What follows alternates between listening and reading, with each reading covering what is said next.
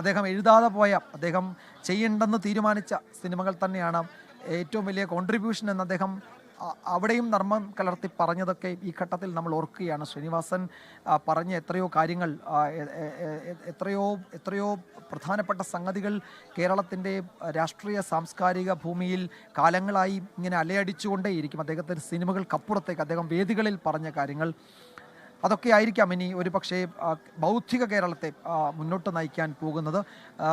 ബൗദ്ധിക കേരളമെന്ന് നമ്മൾ പറയുമ്പോൾ ഏതെങ്കിലും തരത്തിൽ അത് സാധാരണക്കാരിൽ നിന്ന് അകന്നു നിൽക്കുന്ന ചിന്താസരണിയായിരുന്നില്ല ശ്രീനിവാസൻ്റേത്. അദ്ദേഹത്തിൻ്റെ സിനിമകളിലും പ്രസംഗങ്ങളിലുമൊക്കെ നമ്മൾ കണ്ടിട്ടുണ്ട്. അത് ഒരു പക്ഷേ കേരളത്തിൻ്റെ മിഡിൽ ക്ലാസ്സിനെ, കേരളത്തിൻ്റെ മധ്യവർഗത്തെ ഇത്രത്തോളം സിനിമകളിലൂടെ സന്നിവേശിപ്പിച്ച മറ്റൊരു ചലച്ചിത്രകാരൻ ശ്രീനിവാസൻ അല്ലാതെ, ശ്രീനിവാസന് മുമ്പും ശേഷവും മറ്റാരെങ്കിലും ഉണ്ട് എന്ന് തോന്നുന്നില്ല.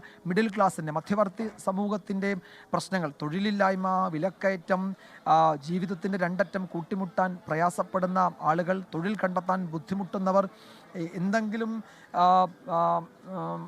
മറ്റേ ബിസിനസ്സുകളോ മറ്റോ ചെയ്ത് ജീവിക്കാൻ ശ്രമിക്കുന്ന എൻ്റർപ്രണേഴ്സ് എന്നൊക്കെ നമ്മൾ പറയാവുന്ന, സംരംഭകൻ എന്നൊക്കെ നമ്മൾ പറയാവുന്ന ആളുകൾ, അങ്ങനെ കേരളത്തിൻ്റെ മിഡിൽ ക്ലാസ്സിൻ്റെ പരിച്ഛേദമായിരുന്നു. കേരളത്തിൻ്റെ മിഡിൽ ക്ലാസ്സിനെ ആഘോഷിച്ച, അവരെ സിനിമയിൽ കൊണ്ടുവന്ന, സിനിമയിൽ അവർക്ക് ഇടം കൊടുത്ത, അവർക്ക് പ്രതികരിക്കാൻ കഴിയുമെന്ന് തെളിയിച്ച ഒരു ചലച്ചിത്ര പ്രവർത്തകൻ കൂടിയാണ്. മിഡിൽ ക്ലാസ്സിൻ്റെ സിനിമകളായിരുന്നു അദ്ദേഹത്തിൻ്റെ ചലച്ചിത്രങ്ങളിലൂടെ വന്നത്. അല്ലാത്ത സിനിമകളിലൂടെ തന്നെ അദ്ദേഹം പരിഹസിക്കുകയും ഒക്കെ ചെയ്യുന്നുണ്ട്. അദ്ദേഹത്തിൻ്റെ കഥാപാത്രങ്ങളും യഥാർത്ഥത്തിൽ കേരളത്തിലെ മധ്യവർത്തി സമൂഹത്തിൽ നിന്നും ചീന്തിയെടുത്ത ഏടുകൾ തന്നെയായിരുന്നു അദ്ദേഹത്തിൻ്റെ ജീവിതവും അദ്ദേഹത്തിന്റെ സിനിമകളുമെന്ന് നമുക്ക് നിസ്സംശയം പറയാം.